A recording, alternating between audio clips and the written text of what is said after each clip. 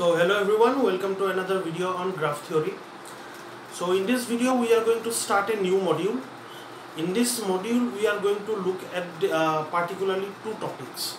Okay, one is about this coloring of graph and the other topic is about planar graph. Alright, so let us start with the first topic in coloring, that is your edge coloring.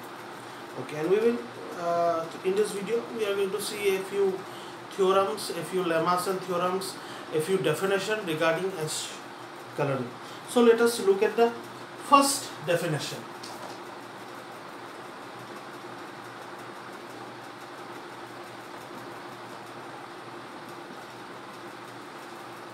Okay, a K-edge coloring. Okay, it is denoted by this symbol. It's curly C. Okay, I don't know what is the name of this symbol, but it looks like a curly C. Alright, an edge coloring of a loopless graph G is an assignment of K different colors to the edges of G. Okay, so a K edge coloring denoted by this symbol of a loopless graph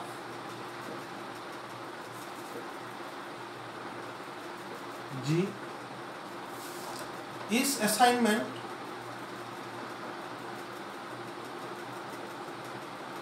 of K different colors to the edges of G. Okay, this is what the definition of K edge coloring says. Okay, now let us say I have this set of colors. Okay, this set of K different color. My colors are say red, blue, green. Okay, so what this says is that if I have a graph, so this is the graph that I have. Okay, I am going to color this edge red, I am coloring this edge red, I am coloring this edge green, I am going to color this edge green. Okay, so this is an assignment of color to the different edges out of these K different colors that I have. So what do I have here? I have a 3 coloring in here, 3 edge coloring.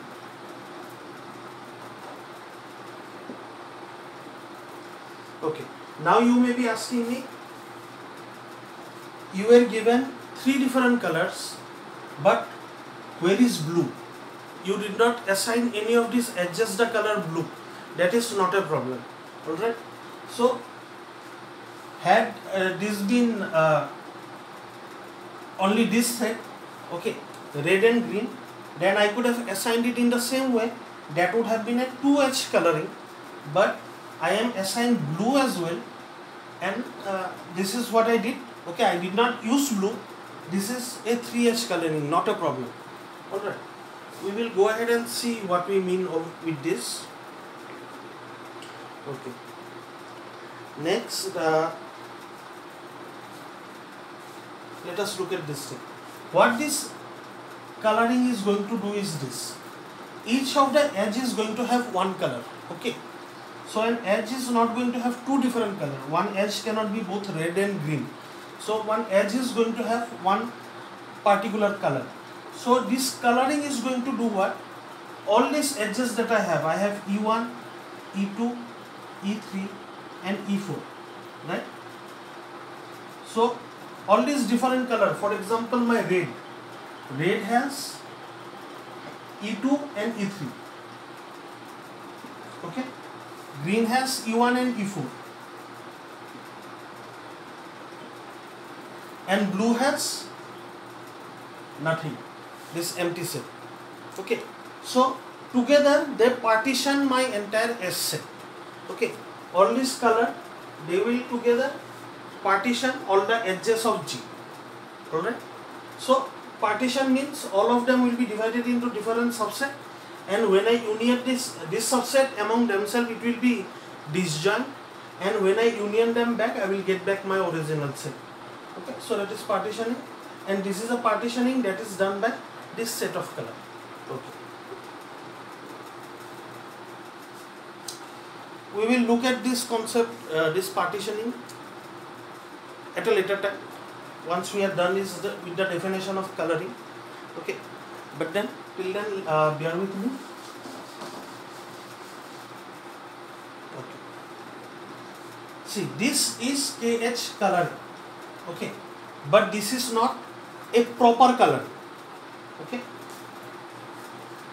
a coloring is proper. This is a coloring.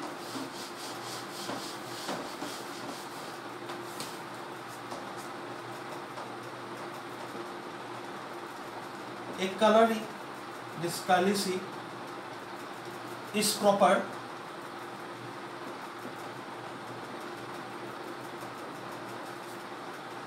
if no two adjacent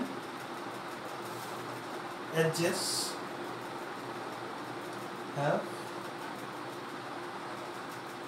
the same color. Okay, so this was a 3H coloring. Okay, we could have done this with a 2H coloring. Let us say my set of colors, okay, were red and green. Okay, then this would have been a 2H coloring. Alright, so this is what I have, a 2H coloring. Is this a proper 2H coloring? This is not a proper 2H coloring. Why? These two, E2 and E3, they are adjacent. These two edges are adjacent, right, next to one another. Similarly, E1 and E4 are adjacent, but these two are adjacent and they have the same color. If these two edges they have the same color, then it is not proper. To be a proper coloring, this any two adjacent edges, they must have different colors. So if this is red, this could be green, this could be red, and this could be green. Okay, so this is what I have here. Take any two edges, they have, if they are adjacent, then they have different colors. Alright, so this is a proper coloring. This is a proper 2H coloring. Okay.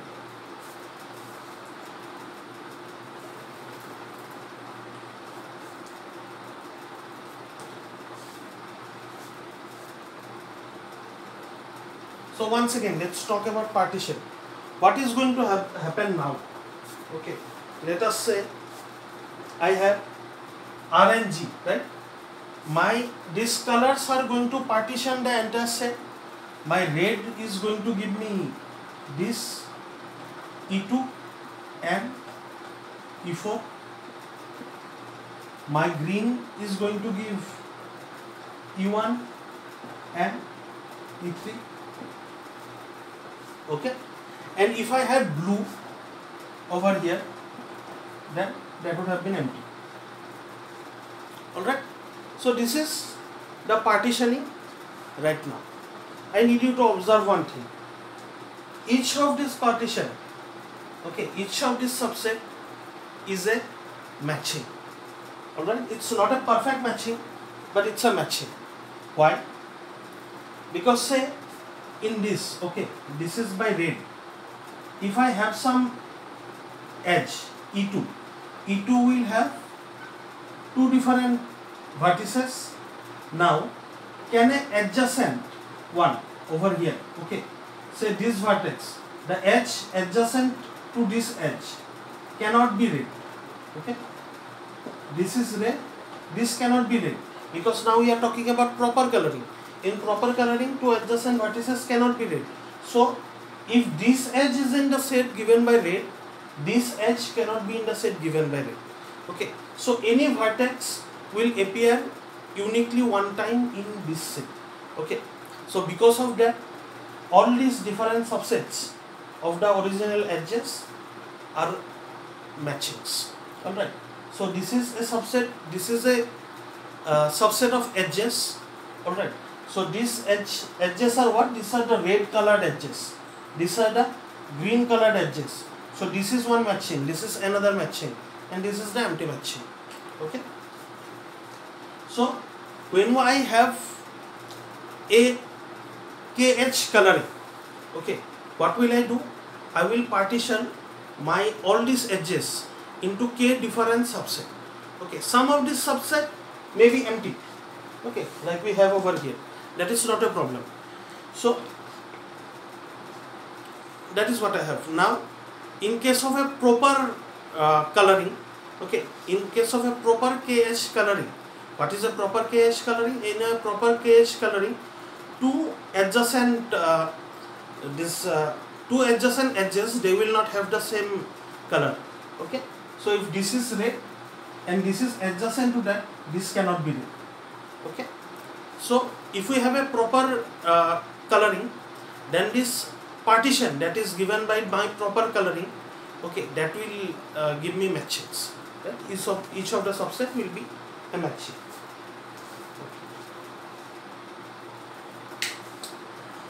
Next definition is this.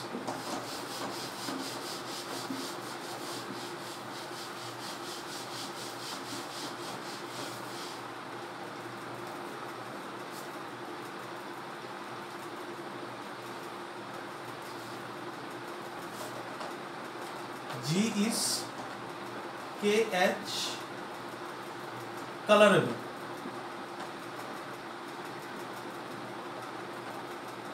We were talking about KH coloring, then we talked about proper KH coloring, now we are talking about KH colorable.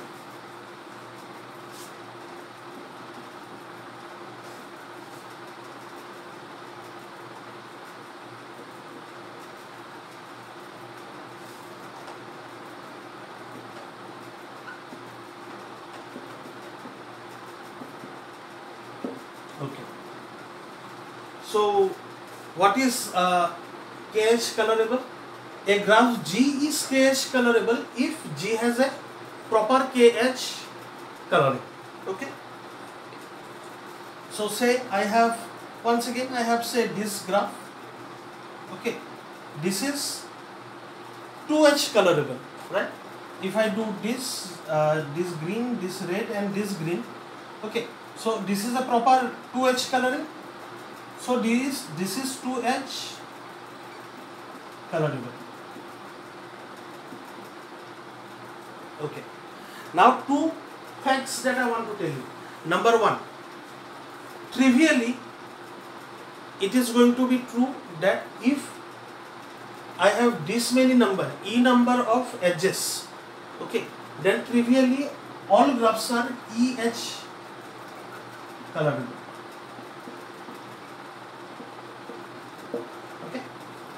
Why am I saying that? See, I have 4 edges in this graph, right? So trivially it's going to be true that if I have 4 different colors, say I have these colors RG, B and yellow, okay, I can color it red, I can color it green, I can color it blue, I can color it yellow, okay. So if the number of edges is this one, then this E, then my graph is going to be trivially EH colorable. Okay, so this is because I can assign each of the edges one particular color. Okay, fine. This is not a problem. Alright, so I hope you understood this point, that if I have n number of edges in the graph and if I am given n different colors, then trivially each of the edge I can give one different color. And of course that means that no two adjacent edges will have the same color, right? So that means what? This coloring scheme, that is going to be proper. So because of that, each of the graph, that graph will be NH colorable. Okay, if I have n edges, so if I have E number of edges, so it is EH colorable. Okay, I can color it with E number of edges as I have shown here. I have 4 edges, so it is trivially it is 4H colorable. I can assign each of the 4 edges 4 different color. Now one more point I want to make. I have seen that it is 2H colorable, okay, with red, green, red and green. Okay, so is it 3H colorable?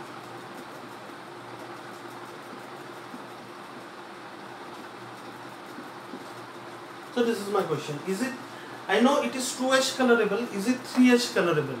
Yes. This is the very simple reasoning that I am going to give. If I can properly color it with 2 different colors, then I can of course color it with 3 different colors. Say I have given this is 2H colorable. 2H colorable means what? I can have a proper 2H coloring. Okay, this is a proper 2H coloring. None of the adjacent edges have the same color. Right. So say I am now given 3 different color. Out of the 3 color, I can choose these 2 color and go ahead and make this. That would be proper. Or I can have, say, red green. I can have blue over here. Okay, this will still be proper. No 2 adjacent edges have the same color. So this is one more proper 3H coloring. Okay, so if I have, say, my graph is KH colorable.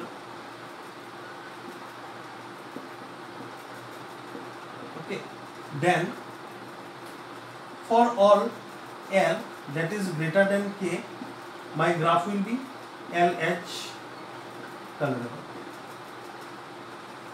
Okay. So if I can color my graph with, if I can properly color my graph with K different colors, then I can of course properly color it with any number of color greater than K. So if I can color it with 3 different colors, then of course I can color it with 4 different colors. Of course I can color it with 5 different colors. Okay. So if it is colorable with if it is KH colorable, then for all L greater than K, it is going to be LH colorable. Okay. So this is one more fact.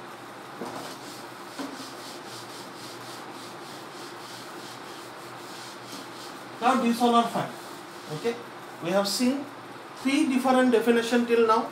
One is KH coloring. Okay. Then we have seen what does it mean to say that some KH coloring is proper. Okay. So KH coloring is proper. What do they mean? And then we saw what does partitioning, how this coloring scheme, be it proper, be it improper, how they partition my edge sets. Right? That is something we saw. Then we saw what is KH colorable. Alright. Next we are going to look at this. The edge chromatic number. This is psi of G, high of G. Okay, edge chromatic number, it's high bar. Okay.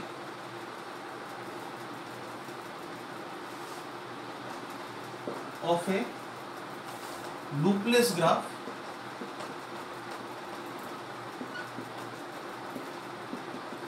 is the minimum K for which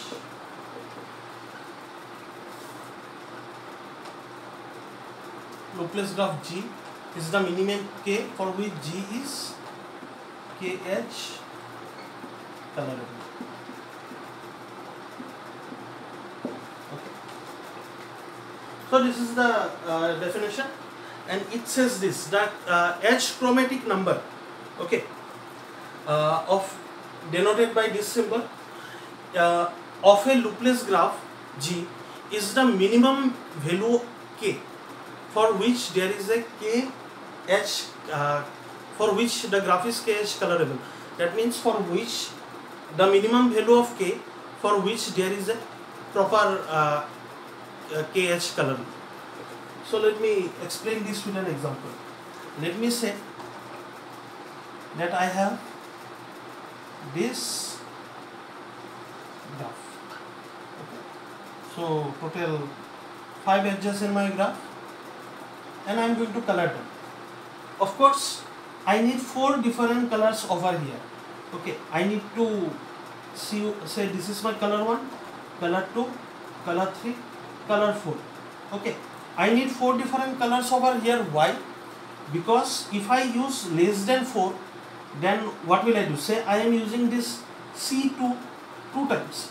Okay, then what will happen? These two adjacent edges will have the same color. That is not possible in a proper coloring. Okay, here I am talking about proper KH coloring. Why I am talking about KH colorable? KH colorable means that there is a proper KH color, proper KH coloring. Okay, so since I am going to have proper KH coloring, I need 4 different colors on these 4 different edges.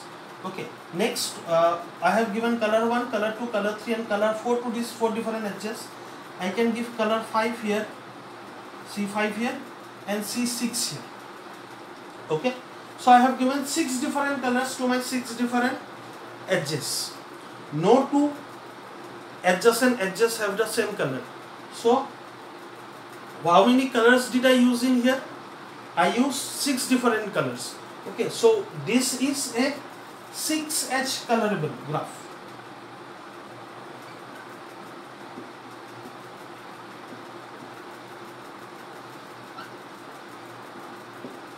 Okay, so this is a KH colorable graph where K is equal to 6. So this is 6H colorable. Fine.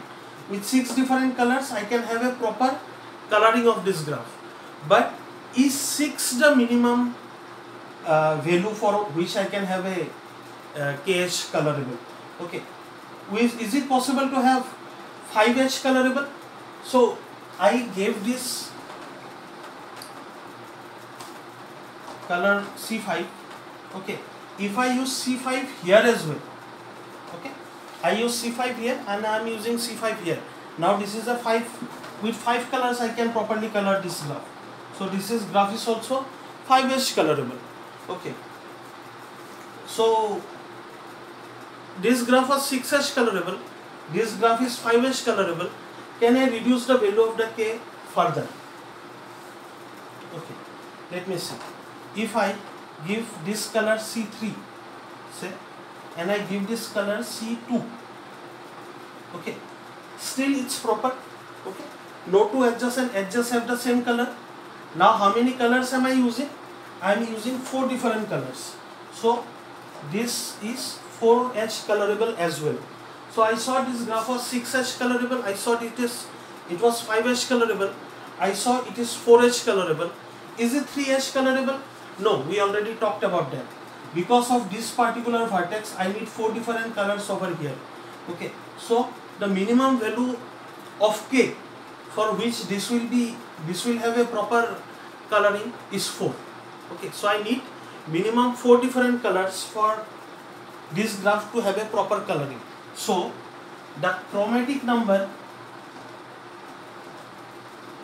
of this graph G is equal to 4. Okay, I was able to color it with 6. Okay, but that is not your chromatic number. I was able to color it with 5. That is not your chromatic number. 4 I was able to color it. Okay, so minimum with 4 different colors I was able to have a proper coloring of this graph. With 3 different colors I do not have a proper coloring of this graph. So the minimum number of colors with which I have a proper coloring of this graph is equal to 4. So the H chromatic number of this graph is 4. Okay, so I will say that this graph is 4H chromatic.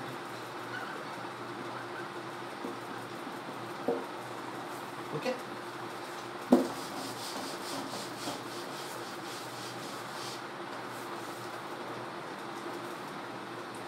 so G is KH chromatic if the H chromatic number of G is equal to 2. Okay?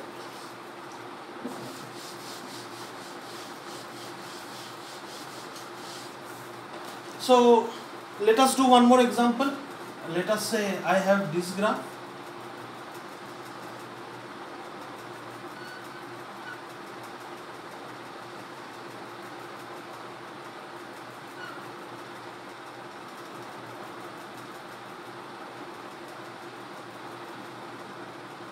Okay, let us say I have this graph. Okay, what is the chromatic number of this graph? Of course, I can do one thing. I can I have 1, 2, 3, 4, 5, 6, 7. I have 7 different edges.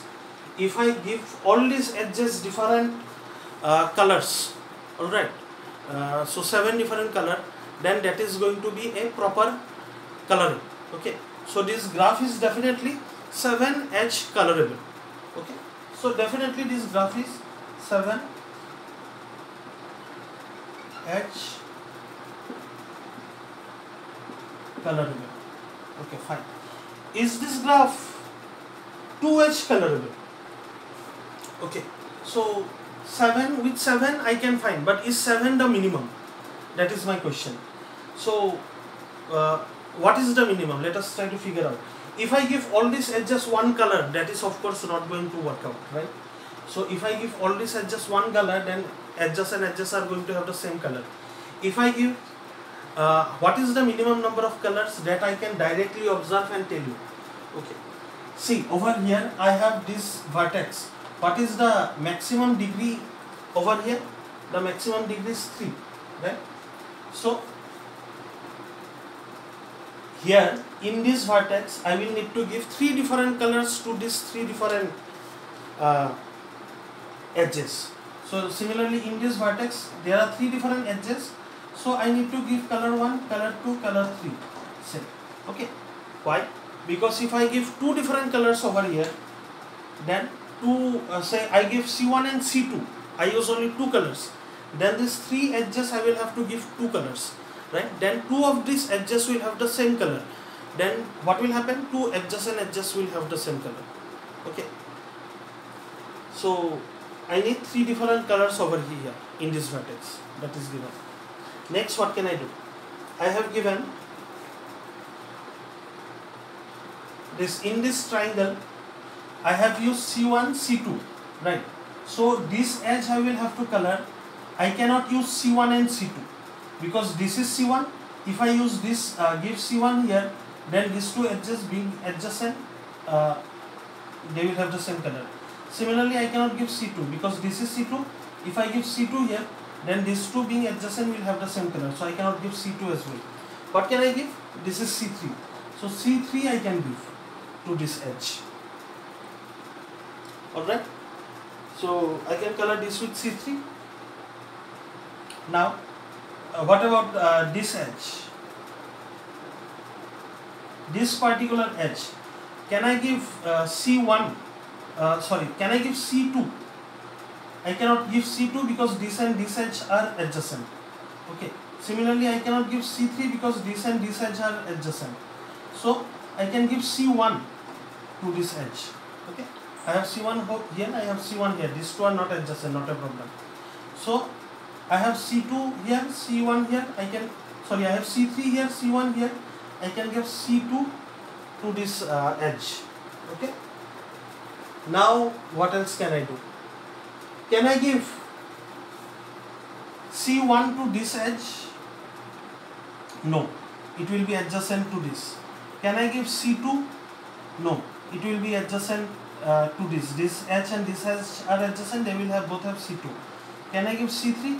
No, this and this are adjacent, this is C3, I cannot give C3 over here. Okay, so C1, C2 and C3 I cannot give any of them to this edge, right? So this edge I will have to give a new color, C4. So I have seen that with 3 edges, it is not 3 colors, it is not possible to properly color all these different edges. So I need a minimum of 4 colors. Okay, so I saw that this is 7H colorable, this is 4H colorable, but this is not 3H colorable. Okay, this is not 3H colorable. So the minimum value of K for which it is KH colorable is equal to 4. Okay, therefore the chromatic number of this graph is equal to 4. That means this graph is 4 edge chromatic. Okay. So this graph is 4H colorable. This graph is 5 edge colorable, 6, 7, 8, 9, 10 and so on edge colorable. Okay, but this graph is uniquely 4 edge chromatic. The chromatic number of this graph is unique. It is the minimum value of K for which it is K edge colorable. So there are lots of different K. Okay, all these integers above 4, you can, with 4 different colors, you can properly color all these different edges. Okay, if you have more than 4 colors, then of course I will use 4 out of these more colors that you give me, okay, to properly color all these edges. So it is 4 edge colorable, and all this number 5 edge colorable, 6 edge colorable, 7 and so on. Okay, so with any number equal to or greater than 4, it is that number edge colorable. But it is, what is the minimum value for which it is something edge colorable? It is 4 edge colorable. It is 4 is the minimum. It is not 3 edge colorable. Alright, so it is 4 edge chromatic. This graph is 4 edge chromatic. The chromatic number of this graph is 4. The minimum value of K for which this graph is properly colorable. Okay.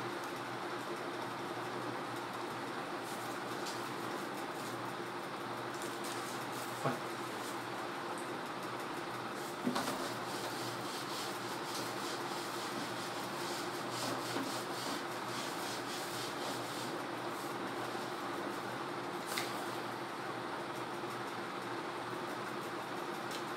Okay, we say that some color I is represented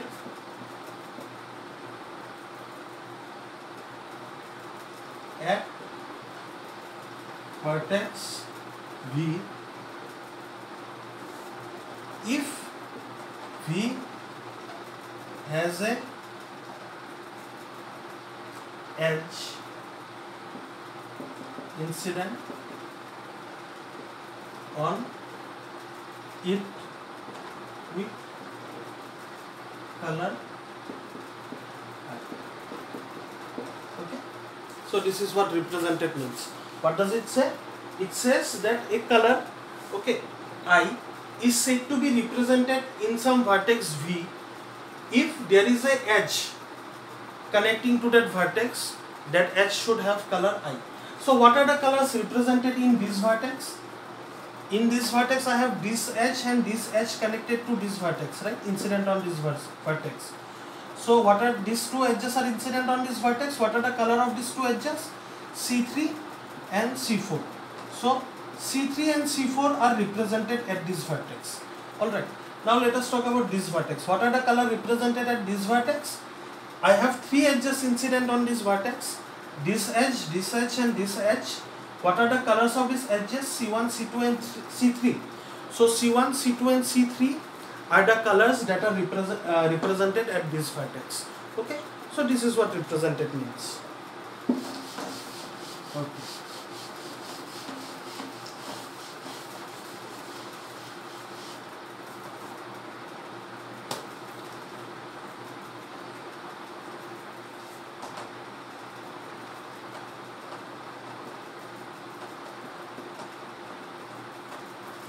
Lemma 1. Okay. Let G be a connected graph that is not an odd cycle. Then G has a 2-edge coloring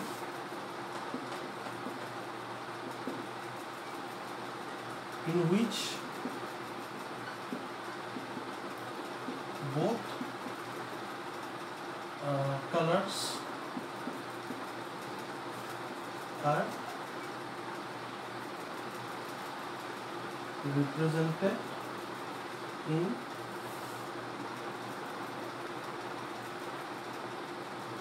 each vertex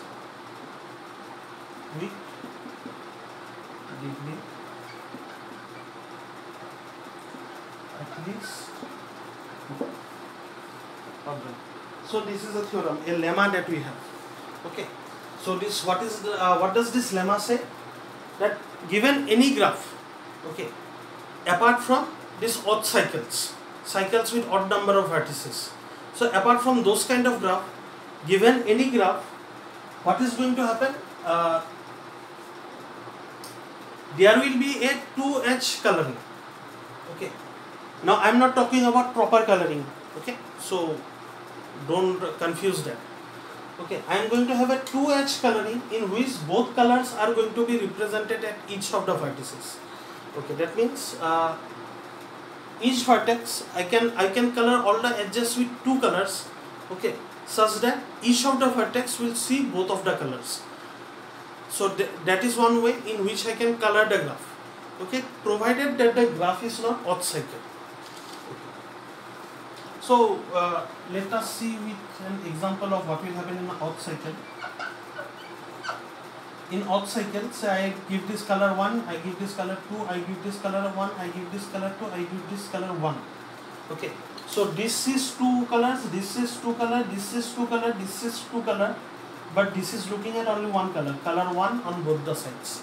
Okay. So in odd cycle, we are not talking about odd cycle in this lemma. We are going to talk about all the other different graphs. Okay. So let G be a connected graph. That is not an odd cycle. Okay. Then G has a 2H coloring. So I can color all these different edges of G. Okay. Like this. 1, 2, 1, 2, 1, 2. In which each of the vertex is going to, each of the color is going to be represented at each of the vertex. That is, each of the vertex is going to have edges of both colors. Okay. Let us try to prove this lemma. Okay. Now, my graph is not an odd cycle. Okay. So, what may happen? G may be Eulerian and it may be not Eulerian. Okay. If it is Eulerian, it may be an even cycle or it may be some other. Okay. Let us talk about even cycle first. What will happen in even cycle? Very simple. It will have, say, 6 vertices, example that we saw. Okay. So this H1 is going to have color 1, H2 is going to have color 2, H3 is going to have color 1, H4 is going to have color 2. So all this odd number of edges are going to have color 1 and all this even number of edges are going to have color 2. Okay. So how many edges do I have in total? I have an even number of edges. So what is going to happen? I can color it in such a way, right? So what will happen in each of the vertex? Both these colors are represented. Okay. So in each of the vertex there is going to be a odd number vertex that is incident on it, odd numbered edge that is incident on it, and an even numbered edge that is incident on it. Okay, so the odd numbered edge is going to be colored with color 1, even numbered edge is going to be colored with color 2. Alright, so each of the vertex has an odd number and even number edge. There is an even number of edges. So what is going to happen? This property that this graph G has a 2H coloring in which both colors are represented at each vertex with degree at least 2. So all of them have degree 2, right? So in each of them both the colors are represented. My proof is done. Okay, I am not going to go deep into this. So for even cycle I am done. Okay. Now if it is not an even cycle, then what does it mean? So in Euler graph, remember a graph is Eulerian if and only if all vertices have degree that is some even number. Alright. So a graph is Eulerian that means there is a Euler tour in this graph if and only if all the vertices have some even degree. Okay, so if it is not even cycle,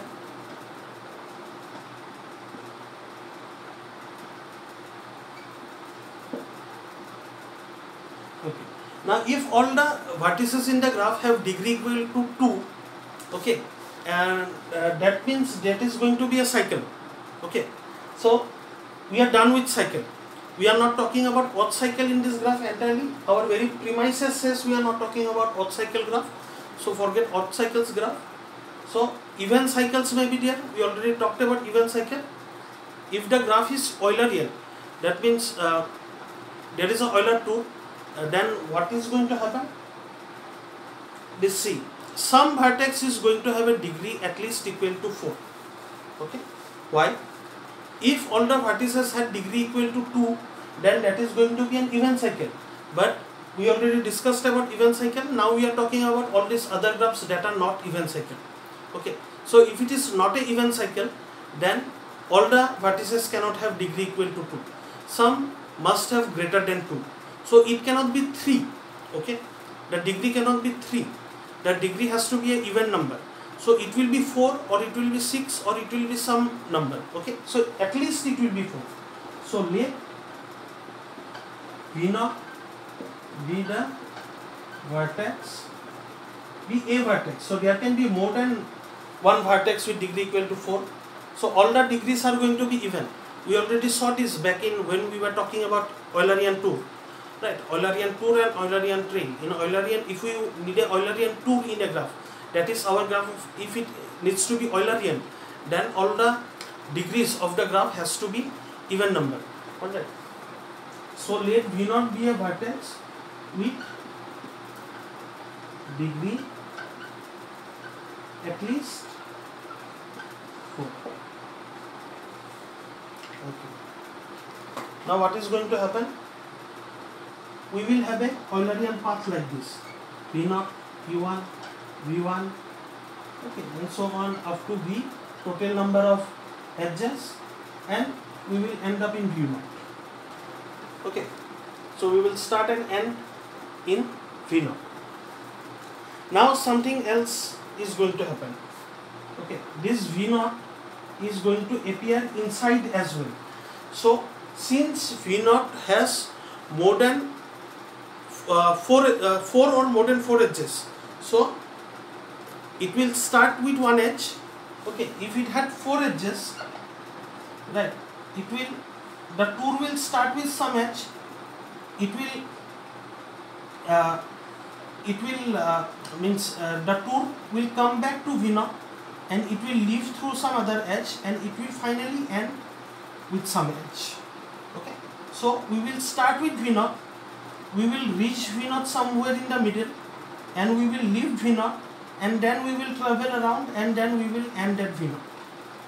Okay, so V0, we are going to start and end with V0, and V0 is going to appear somewhere in the middle. Okay, so remember that. Now I am going to do something. First I am going to erase this lemma. I need space to write. So I hope you have noted that. So I am going to do one thing. I am going to partition these edges according to this rule into these two subsets. Okay, subset of edges, I am calling them E1. Okay, E1 will have all these edges EI such that I is odd, and E2 is going to have all these edges EI such that I is even. Okay, now remember this, see this, each of this vertex, okay, see this, for example, some vertex Vi is going to have is going to have Ei preceding it and Ei plus 1, say after it. Let me not call this I, let me call this J, because there is no relation between this edge number and the vertex number, need not be the same always. Okay, so what am I doing here? If I is even, then Ei plus 1 should be odd. If I is odd, then this should be even. So these two edges that I have in my tube, okay, what will happen? One of these edges will be colored, will go to this set, another edge will go to this set. So all these edges over here I am going to color with, say, color C1. All these edges over here I am going to color, say, with color C2. Okay, so this coloring that I have, coloring given by E1, E2. Okay, so this ordered pair here, all these edges in E1 will have one color, all these edges in E2 will have another color. Okay, so what did we see till now? We saw this, that each of the vertex there it will have two different edges before it and after it. So these two will have two different colors. Okay, so if it is a Eulerian graph and not an event cycle, all my vertices will have two different colored edges incident on it. So my lemma's condition that all these vertices with degree greater than or equal to 2. Okay, so all of them will have these two different edges incident on it. Okay, so these two different colors will be represented at each of the vertex in case of not an event cycle. So we are done with event cycle, we are done with not an event cycle. Okay, next let us look at this one. If it is not Eulerian, okay, if it is not Eulerian, then what will happen? I will have this graph, okay, then I will have several vertices with odd degree. If all the vertices were even degree, okay, then of course my graph is going to be Eulerian. And if it is Eulerian, it is either event cycle or not event cycle. We are done with both of them. Now we have to talk about graphs which are not Eulerian. So if it is not Eulerian, that means there are some vertices with odd degrees. Okay, now we know one more thing. There must be a even number of vertices with odd degree, right? So let us say there are some even number of odd degree vertices. Okay, now what am I going to do? This is my graph G. I am going to create a new graph. Okay, this is my new graph. Let me call it G star. How am I going to create this graph? I will have some vertex, say U, and I am going to have this edge from U to all these other odd degree edges. Okay, there are an even number of odd degree edges, and I am going to have an edge from this U to all these even number of odd degree edges. Now what do I know about each of these vertices that had an odd degree previously? One more edge is added to each of the vertex, so now each of the vertex has an even degree. What do I know about this U? U is connected to a even number of vertices because there are a even number of odd degree vertices in a graph. Okay, so U is connected to a even number of vertices, so the degree of U is even. Okay, now all the vertices in G star, my new graph, okay, that I created out of G by adding all these edges to U. Okay, this G star has all these vertices that have even degree, therefore G star has an even. Alright.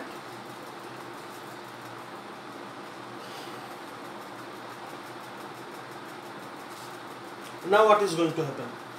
Once again we will have some sort of a Eulerian tour.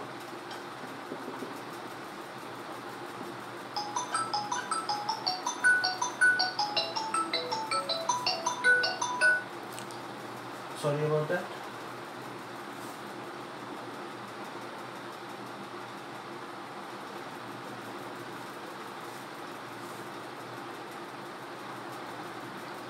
Okay, so this is the Eulerian path that I have.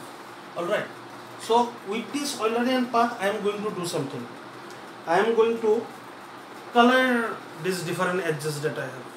Okay, using this same scheme. all these even numbered all these odd numbered edges, first, third, fifth, I am going to give color C1. All these even ones I am going to give C2. Alright.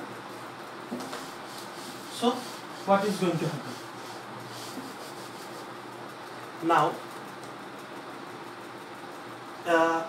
my new coloring scheme, okay, it will have this E intersection E1 and E intersection E2. Okay, so these vertices will end up with color C1, these vertices will end up with color C2. Why? Because that is something that I did. Okay, these are the colors that I wanted to give. Now I am saying this will satisfy the property of the lemma. Okay, what will happen? Say some vertex previously it had 3 degree. Okay, now after I added my U, this has 4 degree. Now in my Euler 2, what was supposed to happen? It would have come through one edge, left through another edge, okay, come back through one edge and left through another edge. Okay, so if it had 3, 5, 7, this would have mattered, right? This would have happened. If it had 5, then what would have happened? It would have come, it would have left, it would have come back, it would have left, it would have come back, and it would have left.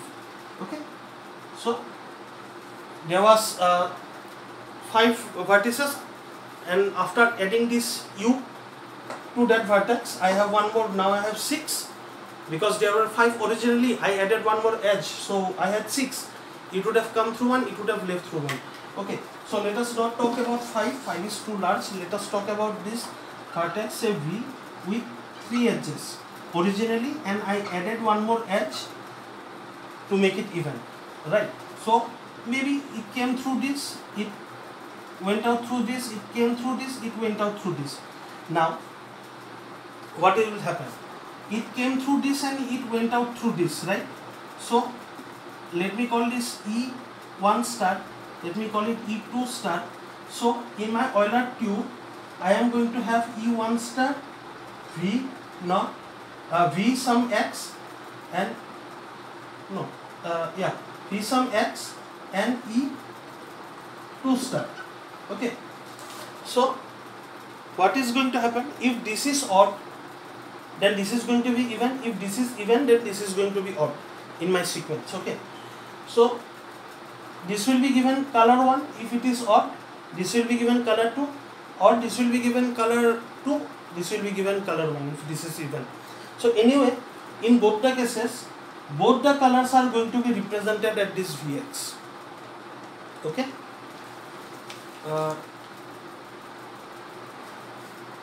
let us say this is E1 star. Since this is going to be removed, that after I do this intersection, this edge with this U is going to be removed. So at some point of time, it would have come through here and it would have left through here. Okay, even if it came through here and left through here, we are not going to consider this. We are going to consider this coming through here and going through here, right? So E1 star, E2 star, both of them are going to have different color, and both of these color are going to be represented in this vertex.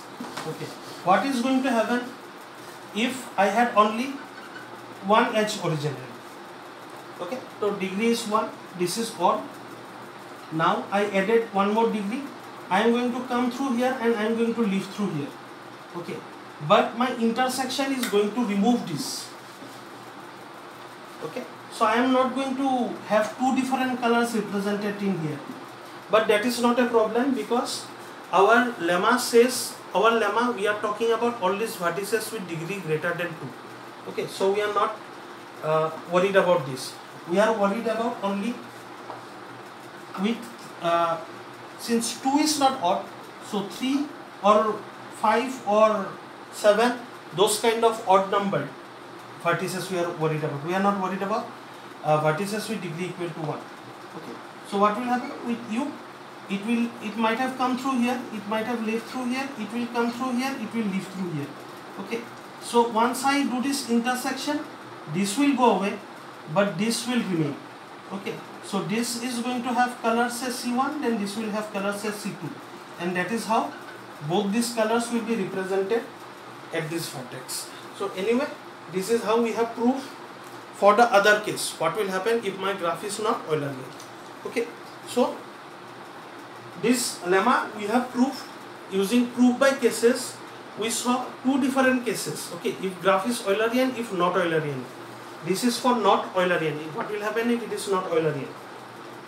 Then we talked about what will happen if it is Eulerian. If it is Eulerian, then it will be either an event cycle or it will not be an event cycle. Okay, so we talked about all these different cases, right? So apart from these cases, there is no other cases possible.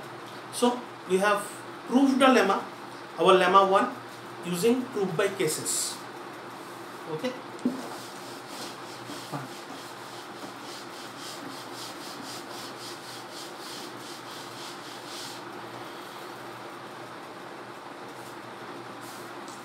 Okay. Next, I want you to observe one thing.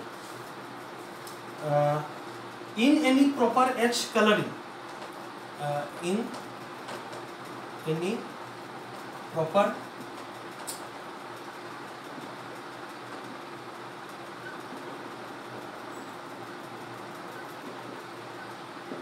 edge coloring,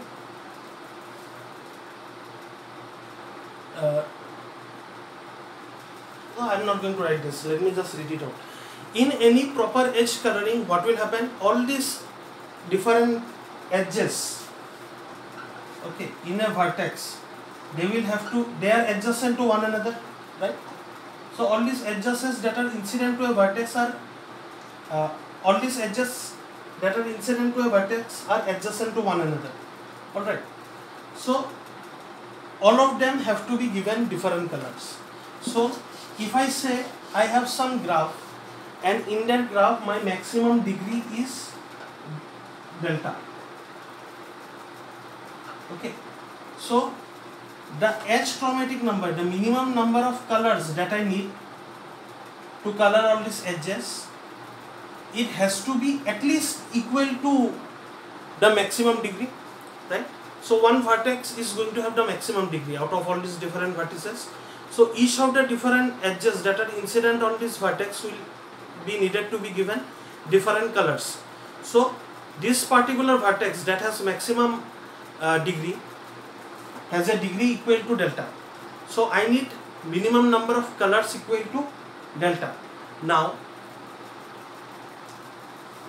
it may be possible that I may need more than that number of colors. Okay. Look at this graph, for example. Here, what is the maximum degree? Maximum degree is equal to 2. Okay. I am giving this color C1. I am giving this color C2. I have to give color C3 over here. Okay. I cannot reuse color 1 and color 2. So, what is the maximum degree? Delta. What is the number of colors that I need? I need more than delta. Okay. Compare that to this graph. This is a star graph. Okay. Here, what is the maximum degree? 4. How many colors do I need? 4. Okay. I cannot have more than 4 colors. If I have, I cannot have less than 4 colors. If I have less than 4 colors, then two different edges will have adjacent edges will have the same color. Okay. And then it will not be proper. If it is not proper, then it will not be KH colorable. Okay, it will be KH coloring, improper coloring, but chromatic number means what is the minimum number of colors that you need to make it KH colorable. Okay, to have a proper coloring, minimum number of colors needed for a proper coloring. I saw here the maximum degree is 4. I need 4 colors. Here the maximum degree is 2, but I need more than 2 colors. So I have this relation. This is going to be true. Okay. We do not need to prove this. This is something very basic, this is one of the axioms, one of the basic facts that are given to us by definition. Okay, so we don't need to go ahead and prove this thing. Alright.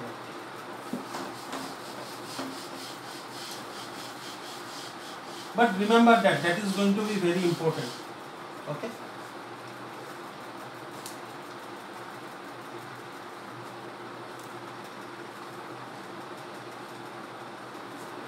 Next, let us look at a few more definitions.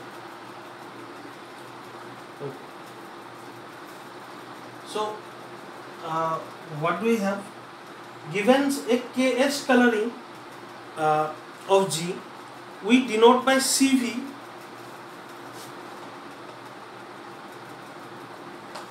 okay, hold on, let me change my pen.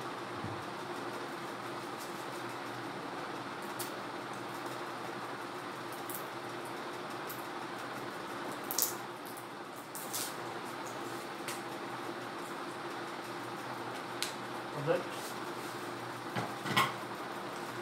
Okay. So we denote by C of V the number of distinct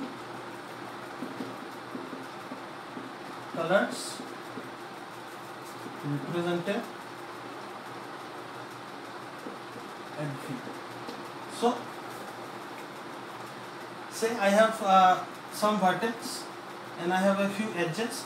I gave color C1 to this, I gave color C2 to this, I gave color C1 to this again. Okay, so I am not talking about proper coloring. Okay, so these two edges, I am just talking about normal coloring. Okay, so it need not be proper. So these two edges and edges have the same color. That is not a problem. In this case, if this vertex is U, C of U will be equal to 2. Okay. Now let us make an observation. Okay. Now U has some degree. Okay. So the degree of U is given by D of U. Okay. The number of colors that are representative U is given by C of U. Okay. What is the relation? In case of a proper coloring, okay, the number of colors that are represented at U is going to be equal to the number of degree. Okay. So if there are 3, if the degree is 3, then at max I will have 3 different color for all the different edges. Okay. So I cannot have more than 3 colors.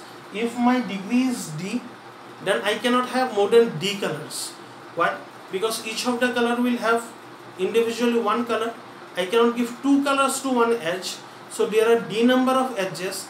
At max I can give them D different colors. Okay. Now if it is not proper, then I can give 2 different edges the same color. Okay. In that case, the number of colors that I give will be less than D.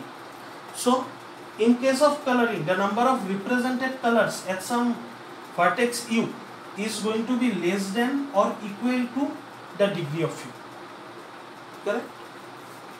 In case it is a proper coloring, then all these different D edges will have different colors. Alright, if they do not have different color, then 2 different edges will have 2 different edges and edges will have the same color, and the coloring will not be proper. So if we are talking about proper coloring, then the number of color represented will be equal to the degree of the vertex. If we are not talking about proper coloring, then it may be possible that 2 different edges will have the same color, then the number of color represented at that vertex will be less than the degree of the vertex. Anyway, this inequality is going to hold. Okay. So, as we already discussed, but let me still formalize it. This coloring is proper if and only if for all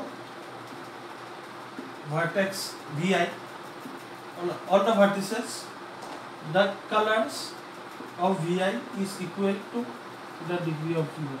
The color represented at Vi number of colors represented at Vi is equal to its degree. So for each vertex, the number of colors at that vertex is going to be equal to the degree, number of degree. That means each edge has a different color in each vertex. So if we have that, okay, only then it is going to be a proper coloring. And if it is a proper coloring, then we are going to have that. We will, once again, we don't need to prove this. This is from definition itself. Okay. Now, let us say I have some KH coloring. Okay. This is some KH coloring. Say this was a KH coloring.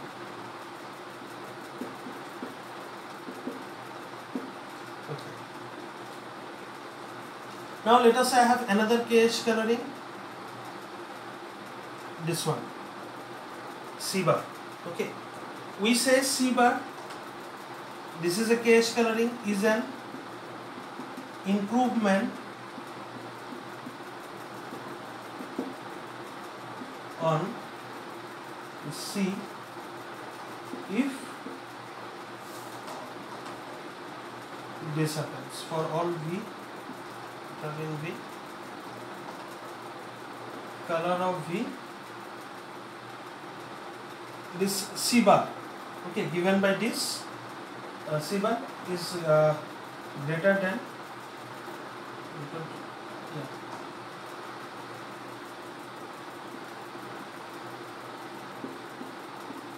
So this coloring is given by this coloring is given by this. So this, if this inequality holds, okay, when the number of colors that are represented at each vertex, if we sum them up, it is greater than this previous coloring scheme that we have, this new coloring scheme, we will call it an improvement over the previous coloring scheme. Okay. So another thing is this, a KH coloring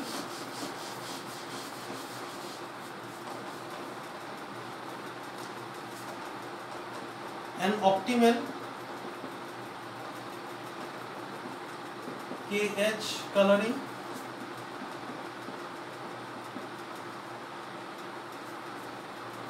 is one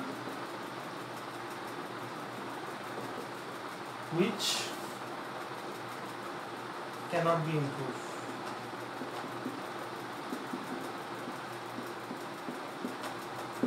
So this is an improvement.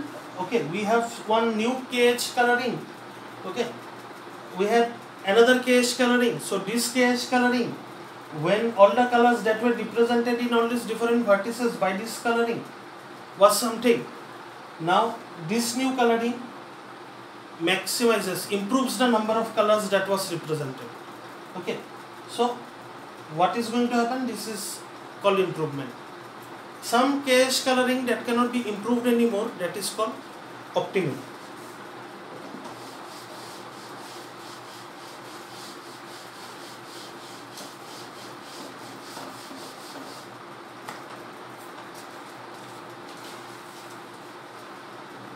Okay. Now let us look at lemma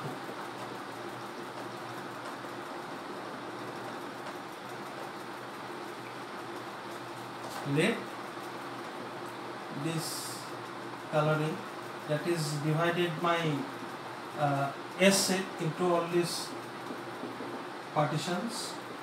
So this is KH coloring. So I will have K different partitions. That is going to be given K different colors. Okay, be an optimal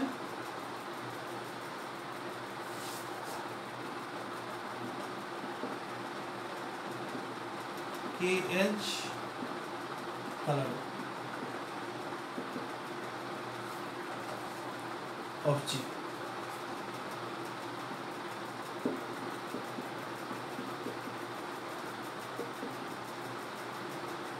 If there is a vertex U in G and colors I and J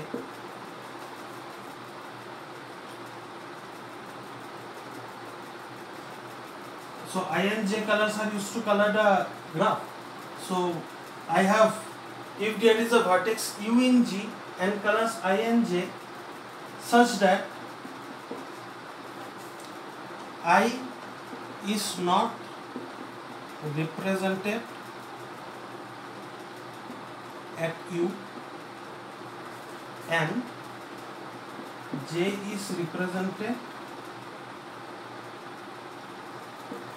at U twice,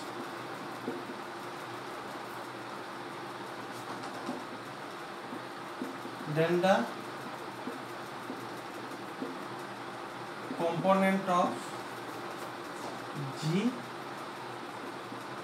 EI union EJ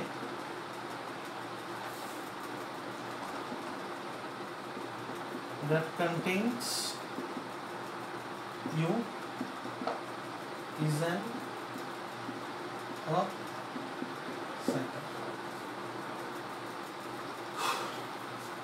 Okay, so that is quite a mouthful. Alright, so let us try to understand first what this lemma says.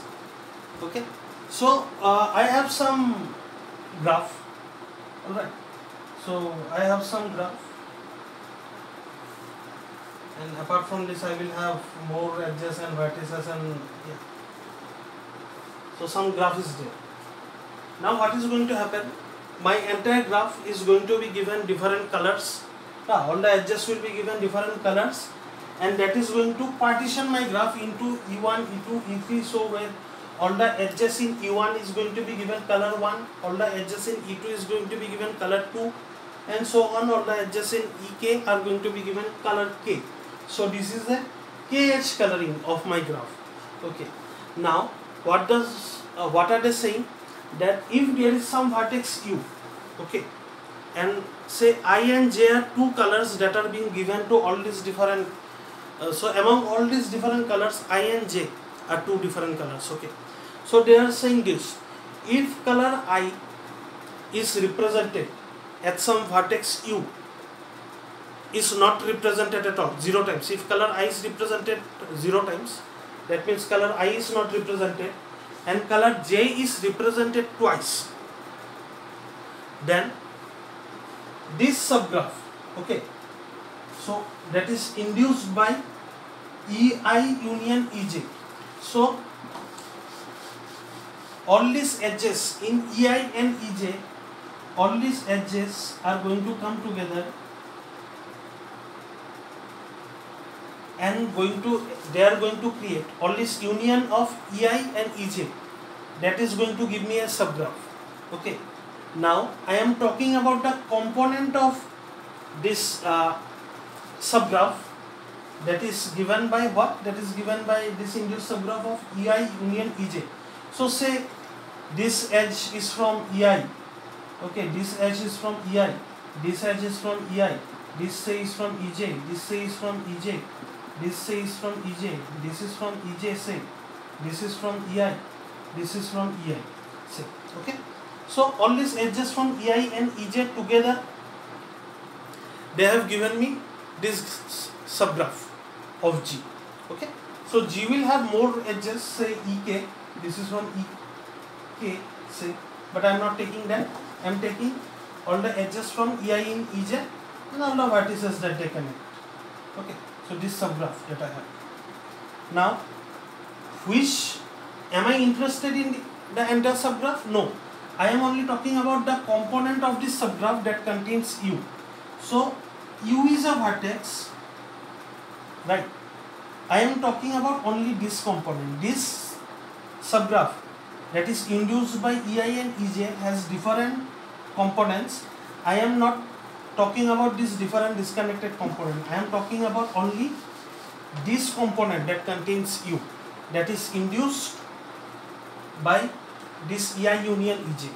Okay, so this component. Okay, what are they saying? They are saying that this component is a auth cycle. For example, this. What are they saying? That in this U, some color J is represented twice and I is not represented even one time. Okay, So this is an example. J is represented twice. I is here, J is here, I is here, and this over here, I is not represented, J is represented twice. So in that case, this is going to be an odd cycle. Okay. So this is what I have. Okay. I hope you understood what the lemma says. Okay. Once again, you need very good understanding of what component means. Then all these different definitions that we saw, what does represented means. Okay. What does AKH coloring mean? You need to know all this before you can understand this lemma. So if you have any confusion, go back and rewatch the video, then come back and watch it again. So what are we saying? If we have some graph, and in that graph there is a KH coloring. We are not talking about proper KH coloring, right? This, for example, is not proper. Two adjacent edges have the same color, J. So we are talking about some optimal KH coloring, but we are not talking about proper KH coloring. If there is a vertex U here, such that color I is not represented at U and J is represented 2 times, then this component of G, okay, this component of this subgraph of G, subgraph given by this, okay, this is going to be an odd cycle, this component. Okay. This subgraph can have other components as well. We are not talking about those. We are only talking about this component. Okay. So this is the lemma. I hope you understood the lemma. Now let us go ahead and prove.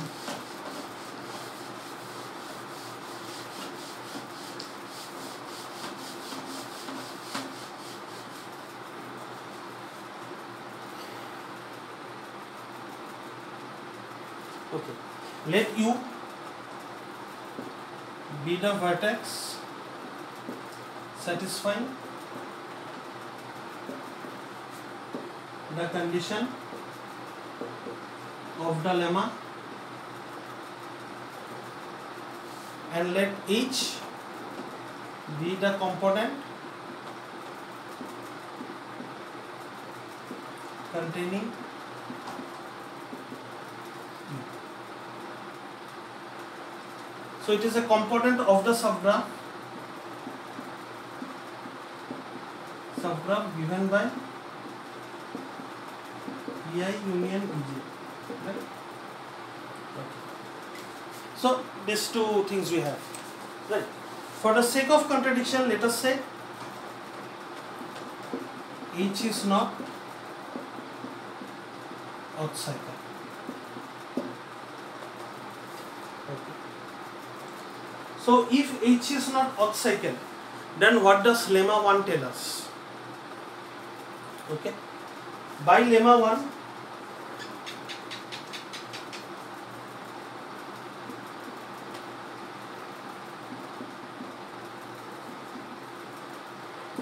there is a 2H coloring of H such that both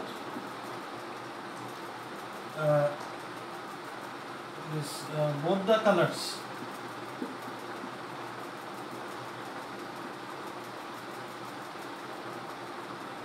are represented each vertex of H. Okay. So remember lemma 1. What did lemma 1 say? Lemma 1 said that if G is connected, now we are talking about H. H is a component of this G, right? Of this subgraph of G. So this component itself is connected. Okay. All this part of the graph, all these other components that were disconnected to H, we have removed them. We are no longer talking about them. We are only talking about H. So H is connected. So our lemma 1 said that let G be a connected graph that is not an odd cycle. If H is not an odd cycle, then H has a 2H coloring in which both colors are represented at each vertex of degree at least 2. Okay. So I know my U has a degree at least 2 because J was represented 2 times. Okay. Now I have assumed that H is not an odd cycle. So if H is not an odd cycle, then by lemma 1 I know that 2H coloring of H is possible, where both the colors will be represented at represented at each vertex. Okay, so both the colors will be represented at U as well. So each vertex of degree greater than 2. I know U has a degree greater than or equal to 2 because J is represented at least 2 times in U. Okay, so it has a degree 2 or greater than 2. So both the colors are going to be represented. We can have a coloring such that both the colors will be represented at U. Okay, so what are we going to do? We will color the edges of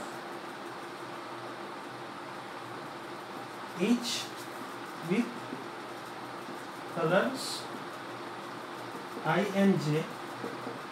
Okay, so now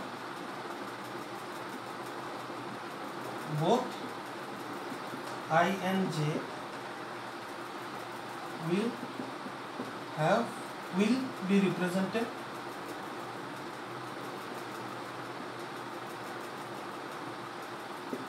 at U. Okay, so previously we said that U both these colors were not represented at U. Now both these colors are being represented at U. Okay, so what is happening? This new coloring scheme, okay, that is given by say C bar. Under this, what is happening? Under this number of colors at U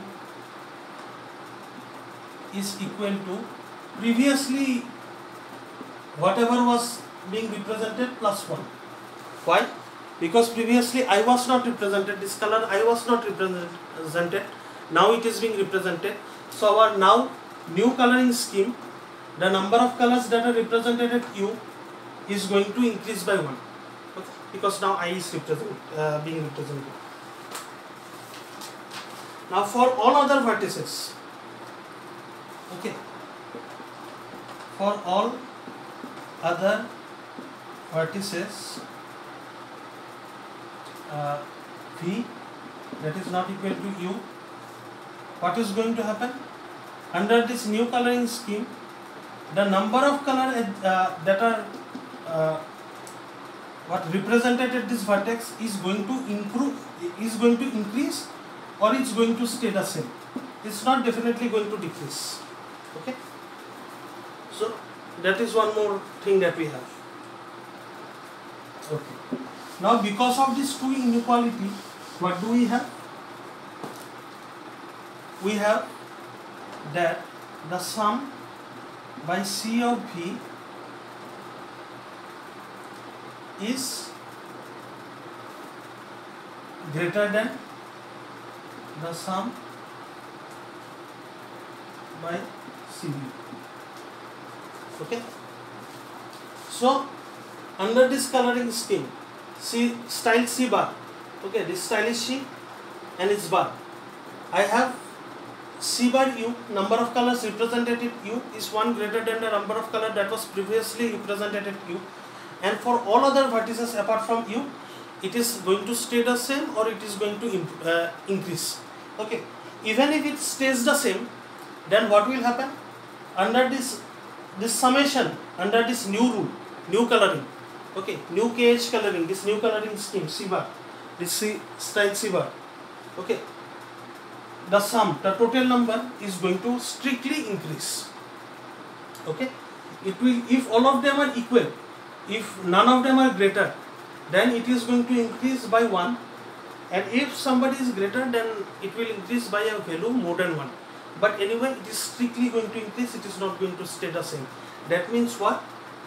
This new coloring, this new KH coloring, style C bar, is a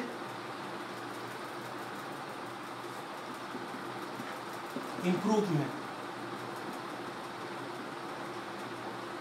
over my old KH coloring, that is C. Okay, so C bar is an improvement over C.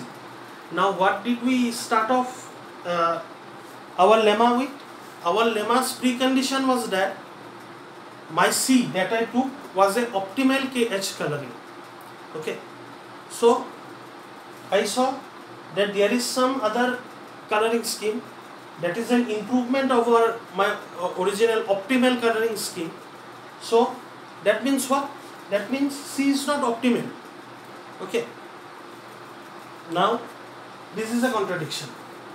Okay, we were given that C is optimal, but we have figured out that there is some other coloring scheme which will make C bar optimal. Okay, this new coloring scheme will be an improvement over my original, but this was supposed to be the most improved one, this was supposed to be the optimal one. Okay, so we now have a contradiction. Why does this contradiction arise? This contradiction arises because of our assumption that this H, this component of this induced subgraph induced by E of I union E of J, okay, this H is not an auth cycle. Okay, so because of this contradiction, our assumption that H is not an auth cycle breaks down. So H must be an auth cycle, right? So that is how we have proven lemma 2. That is how we have proven that if we have some optimal coloring scheme C, okay, and under this coloring scheme we have some vertex V U such that the color I is not represented at U and this color J is represented at U 2 times, then what is going to happen? Then this is going to happen. This subgraph, this we are going to get a subgraph using this S set EI union EJ. So the subgraph that will be induced by EI union EJ will have several components. Now out of these several components, the component that contain U is going to be an auth cycle. So we have proven that. Okay.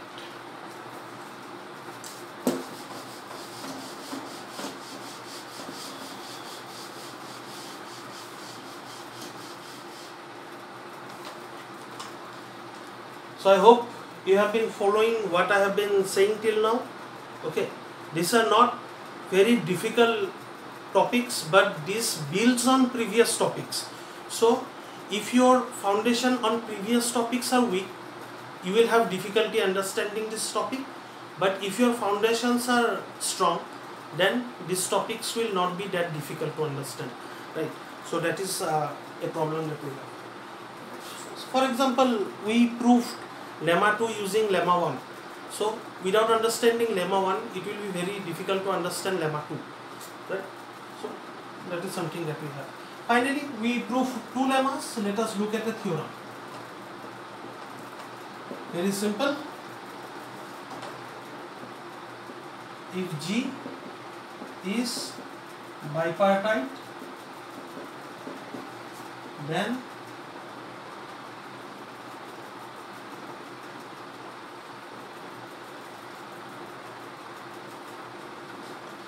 the H chromatic number of G is equal to the maximum degree of the graph G. Okay, if G is bipartite. So let us go ahead and prove that. Let us consider a graph G with this H chromatic number greater than the number of edges. Okay, and let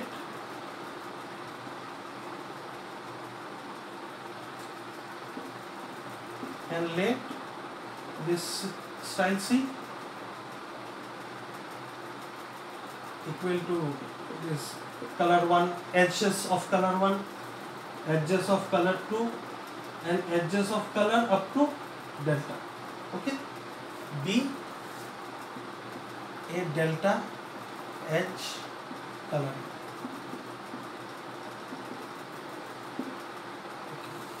So we have taken some graph G. In G the number of colors that are required to color all these vertices properly is this H chromatic number of this G is greater than the maximum degree. Okay, and what have we done? We are coloring with the number of colors that is equal to the maximum degree.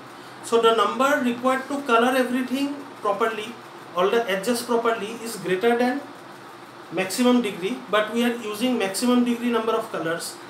So we need more than delta number of colors to color properly, but we are using delta number of colors. So we know that this is not a proper coloring.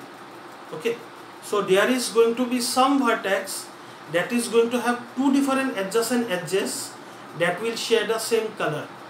Alright, because otherwise, if there is no such problem, then the coloring will be proper. Okay, but we know this is not proper. Why do we know this is not proper? Because the chromatic number is greater than delta. Okay, but we are using only delta number of colors. Okay, so chromatic number is the minimum number of colors needed for proper coloring. So we are using a greater amount of numbers. So this is something that we have. So let this be a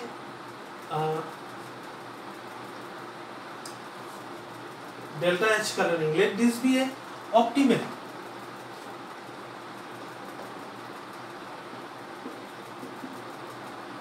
delta H coloring. Okay, and let some vertex U be such that the numbers of color represented at U is less than the degree of U. Okay, why? Think about it. Why will such a vertex exist? Such a vertex will exist because this is not a proper coloring. Okay, so since it is not a proper coloring, what are we going to have? Some vertex is going to have two edges that will have the same color. Okay, so that vertex, the number of colors at that vertex is going to be less than the degree of that vertex, because if say I have D degrees, okay, and two edges have the same color, then my number of color represented is 1 less than D. Okay, now I am not saying two edges have the same color, but more than one edge have the same color. At some vertex U, okay, there is some vertex U that has degree equal to this, but number of color represented at that vertex less than the degree of this vertex. Okay, now we are sure that such a vertex exists. Why? Because this coloring is not proper. Why do we know this coloring is not proper? Because number of colors required for a proper coloring is this. We are taking less number of colors than the number of colors required for a proper coloring.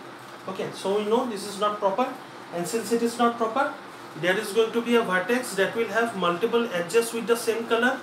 Okay, so multiple adjacent edges will have the same color. Let us say the number of colors on that vertex is this, then this is going to be less than the degree of the vertex. Alright.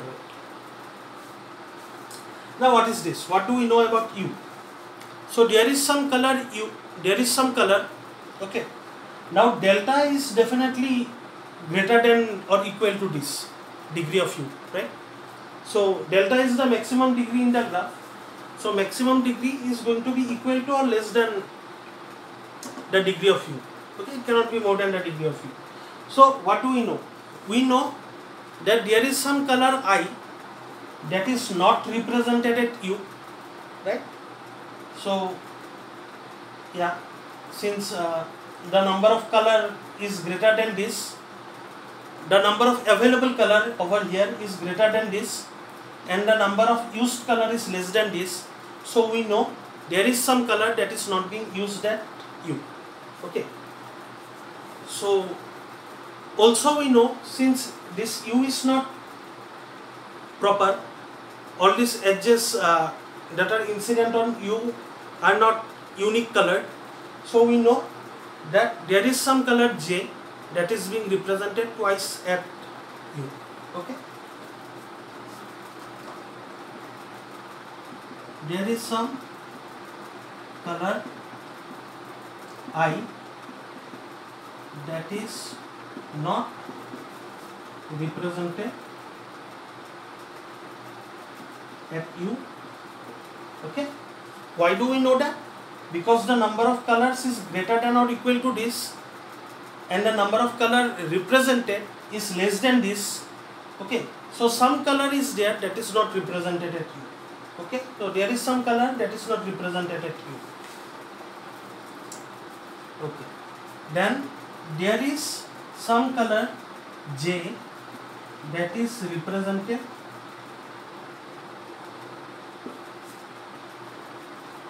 at least twice at U. Okay. Why do we know this? Because this color, since the number of color represented at U is less than the degree of U, so that means all these different edges of U are not uniquely different color. Two edges must be there that have the same color. So there is some edge I that is not represented at U. There is some edge J that is represented at least twice in U. So this satisfies the condition of what? This satisfies the condition of lemma 2. Okay? Yeah, this satisfies the condition of lemma 2. So what do we know from lemma 2? We know that from lemma 2 we know that G is G has this component containing U of G is an odd cycle. So G has an odd cycle. Okay. Now there is one more thing that we know, that if G has an odd cycle, okay, a graph G is a bipartite graph if and only if it does not contain an odd cycle. Okay, so we know G is not bipartite. Okay, so from lemma 2, what do we know?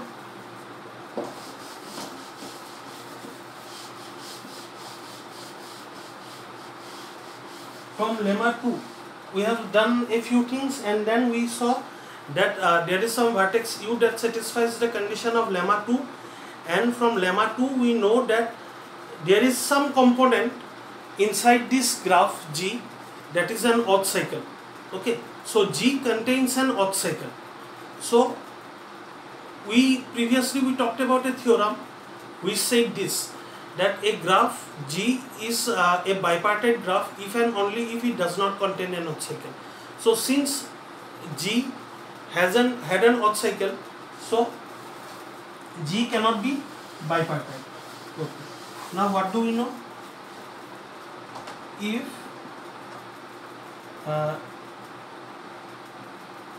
this greater than delta, then G is not bipartite. Okay. Also we know that this is going to be greater than or equal to delta. Okay. This is from axiom. We talked about this. Alright, we talked about this in this video itself. So from these two, okay, what do we know? This means this. If this greater than delta or this is equal to delta, right? This and this are the same thing. So chromatic number is greater than equal to delta means chromatic number is greater than delta or chromatic number is equal to delta. Okay. So this is basic definition. Now we know if this is true, then graph is not bipartite. So in case of a bipartite graph, this is false. Right? So this part is false, this part is not possible. But then this is true, this entire sentence is true. So this is an OR type sentence, that means this part has to be true. Right? Since this part is false, this part has to be true. You know this is true, you know this is a theorem, okay. So this is false, okay. So if this is greater than this, then what will happen? Then G will not be bipartite. But we are talking about some G that is bipartite right now, okay. So this cannot be true. So that means this has to be true. So in a bipartite graph, this is equal to delta. That proves our theorem. Okay. So we have seen two lemma and one theorem. Alright. I will not take much longer anymore. I will give you one more theorem. I will just write a theorem. Okay. I am not going to prove it. Very simple theorem. Very simple to understand. The proof is also very simple, but you have to do this proof yourself. You can look up your book. Not a problem. The proof is in the book. But you have to understand the proof from your book and you have to explain it to me in a understandable language, okay, from the book. So all these proofs that I have been doing in this course, they are from your book. But your books, it is very, if I directly deliver the proofs to you, then you will not understand anything, okay. So I have converted the proof from your book to a language that is understandable to you. So this next theorem that I am going to give you, the proof of this is also in your book. You will read the proof and then you will rewrite the proof in a language that is understandable to people with basic knowledge of mathematics. Okay, so that will be understandable to me, for example. So this proof is called Ising's theorem. Sorry, this theorem is called Ising's theorem.